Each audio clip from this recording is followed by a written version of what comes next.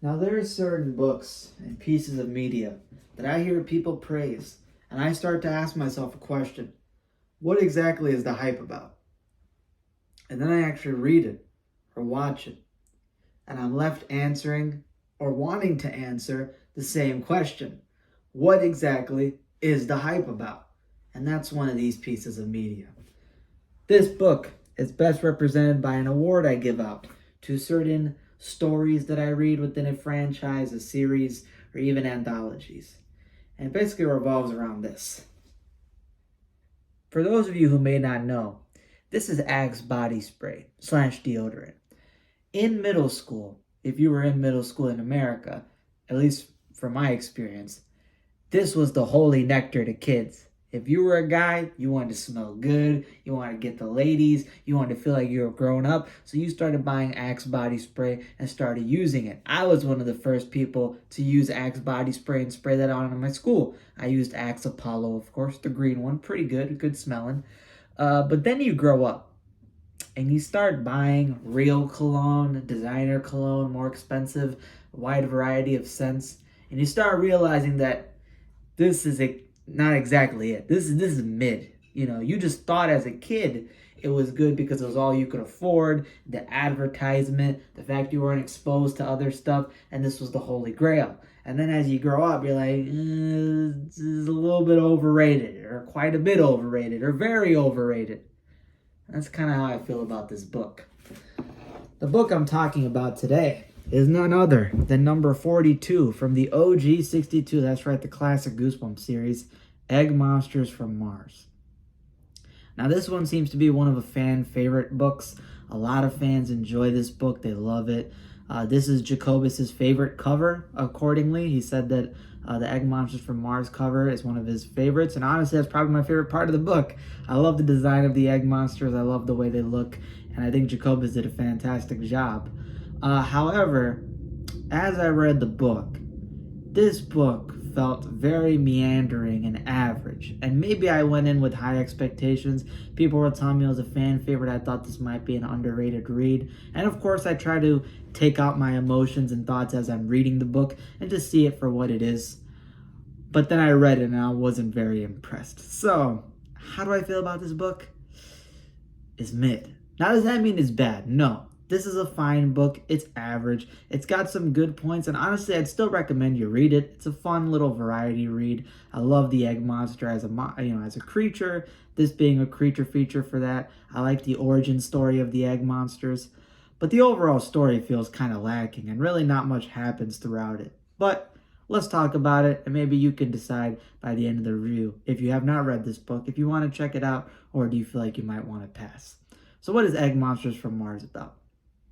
This book is basically about a kid named Donna Johnson. He is a guy. I don't know if it's Dana or Donna. I'm going to say Donna. Donna Johnson, and he has a little sister named Brandy. Now, Brandy is his little sister, and she basically is very spoiled, sort of that typical younger sister, gets everything that she wants, everything she desires, because she's so darn cute, and the parents got to give it to her. So her birthday is basically almost closely aligned, if not, if I remember exactly, on the same day as Easter, one of those two.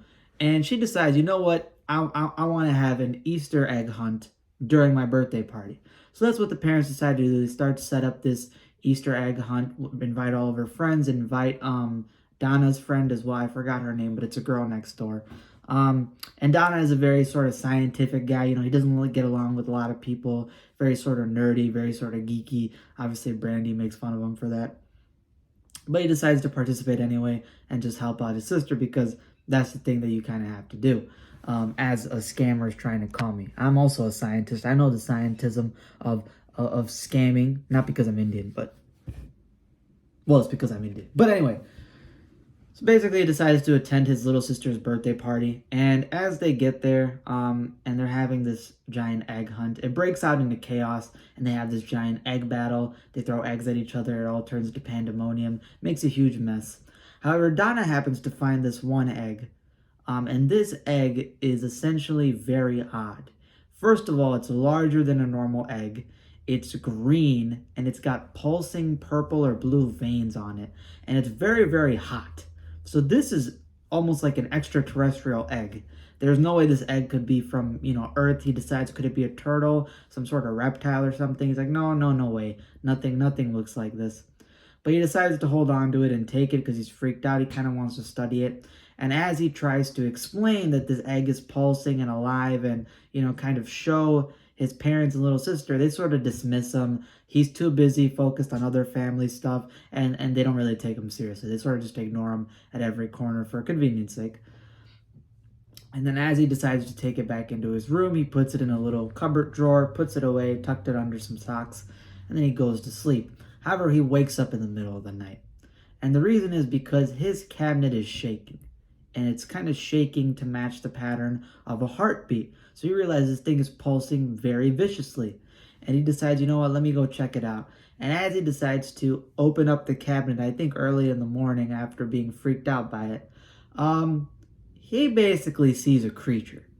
And this creature at first is unrecognizable. It looks like a runny egg. It looks like a runny egg yolk, just yellow slime all over. And then he realizes that it starts moving around and that there's these two black little beady eyes. And he realizes that this is a creature. And this is most likely a creature not from this world because I've never seen it. I don't know what specimen this could be. He thinks that he may have, found a new specimen of creature, and this might be a big breakthrough for him. But obviously, reading from the title, you can suspect maybe this might be extraterrestrial. However, he decides to bring it over to his friend next door, and he accidentally drops it, I think, on their food, which is like a really gross scene, and, gets kicked out. And then as he's kicked out, he manages to convince his friend, no, this is an actual creature, look. She takes a look at it, she gets freaked out, she's like, what is that thing? And he decides, you know what, let me go take it to a nearby science lab. They can go check this out, see if it's a new creature, take care of it, and maybe I might become famous. This might be my shot into becoming a scientist because he absolutely adores scientists. And as he heads over to the science lab, he meets a doctor, a scientist there named Dr. Gray. And as the story starts to unfold, you may realize that he may have walked into some trouble and that the scientist may have deeper intentions than what is initially just studying the creature. And some problems arise at the laboratory and you start uncovering the rest of the story. Let's say that Donna may have walked into more than he could chew, and this egg monster, possibly from Mars, may have led him into some potential danger. You find out the origin story of these egg monsters, what they could do, and you find out the people that are looking for them and the danger that they pose, at least in the eyes of science. This story overall, again, very average, sort of lackluster to me. I do really like the design of the egg monster from Mars. It's got a great design. Again, I love that Jacobus artwork, and that's the whole image that I imagined this creature looking like. Very cool, very interesting. I like the origin story of the egg monsters, how they may have arrived on Earth and their situation. I thought that was very cool. Even if it's goofy, it's just that sort of goofy, over-the-top fun that you can get with aliens. And this is probably the most fun alien story that I've read from Stein so far. Granted, I've only read a Teenage Sponge Boys from Outer Space or something from Triple Header, so this one's better than that at least. In this story, again, I like the monster design, I like the dynamic, I like the origin story. I do like some of the scenes that happen in the science lab involving egg monster and maybe egg monsters, the species. There's some pretty cool scenes in there that happen involving, them interacting with certain people, such as the main character and the doctor, and some other people as well. You have some horror with somebody potentially being trapped or not in the book in a certain setting. And aside from that, the book doesn't really have much going on to it. Again, it's a very simple premise. Kid finds an egg, it hatches, he takes it to this place. And there's a lot of the story involving the science lab where for like a couple chapters straight, it'll just be repeating the same sequences over and over again. It'll just be repeating the same It'll be repeating the same scenes. Okay, Donna is in the science lab. He's in this location. It's looking bad. It looks like a dire situation. He's trying to get help, freaking out, and nobody is there to help him. And then looking at the egg monster, and studying it, and the egg monster studying him and doing some weird behavior. And those are the same repeated scenes for like 2, 3, 4 chapters straight. And you get to the point where you start getting bored. You're like, can something please happen? Can some crazy shit finally start happening? And it doesn't really happen. You get brief glimpses of it. The first one being an interaction with Donna, and the second one being an interaction with potentially the main villain of the story. And they are cool, but they're very short. You know, they're very the scene with the villain, which I thought was pretty horrifying. What happens to that person, and the implications.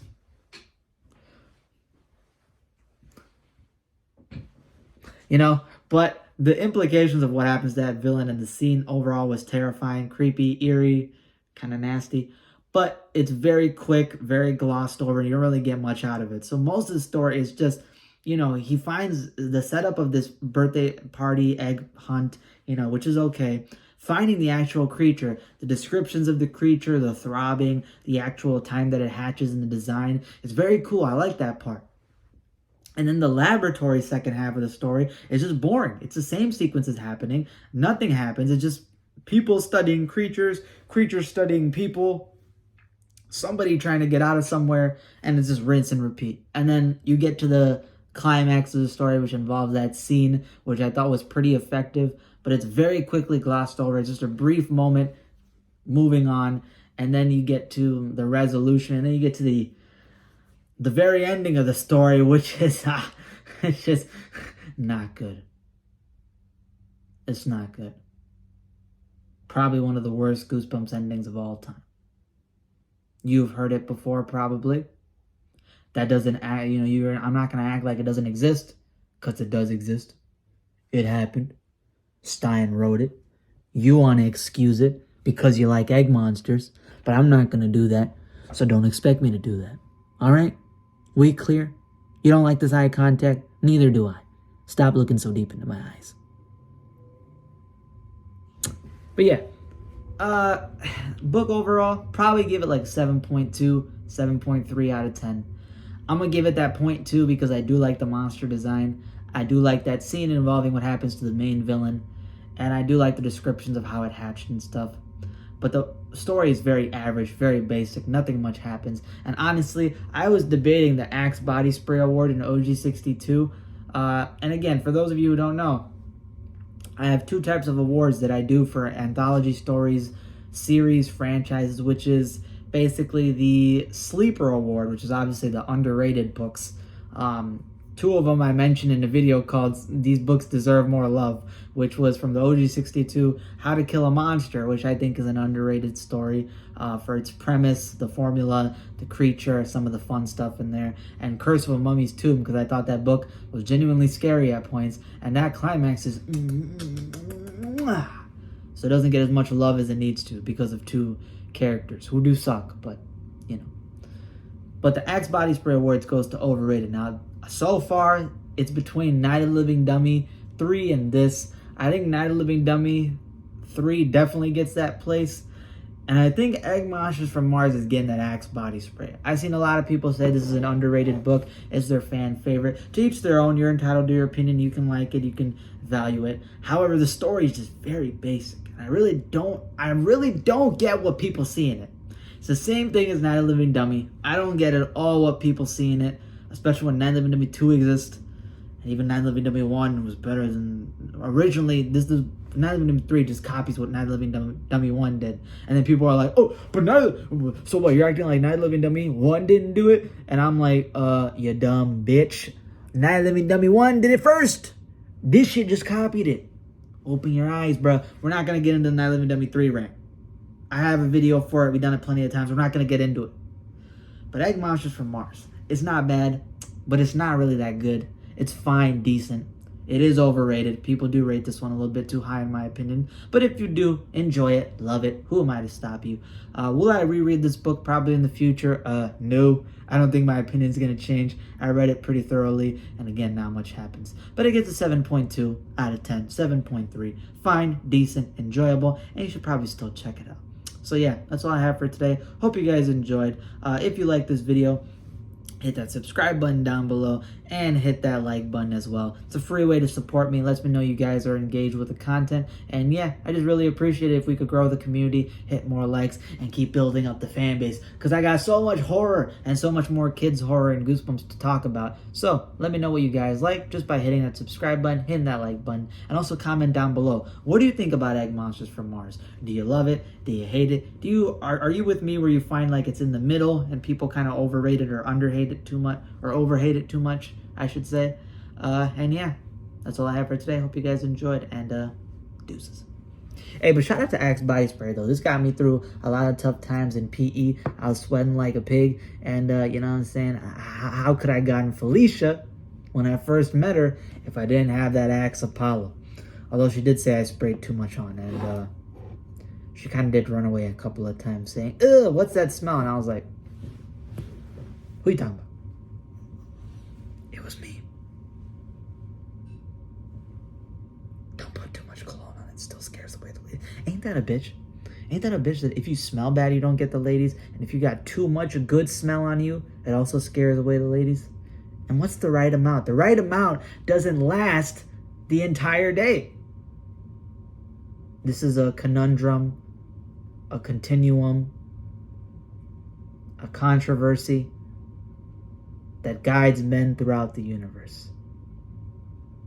But I don't give a shit. Put too much on. It's better to put too much on than put too little on. Because some of y'all be smelling like a damn barnyard, man. Hit that goddamn Old Spice and put that Irish body spray and wash shit down.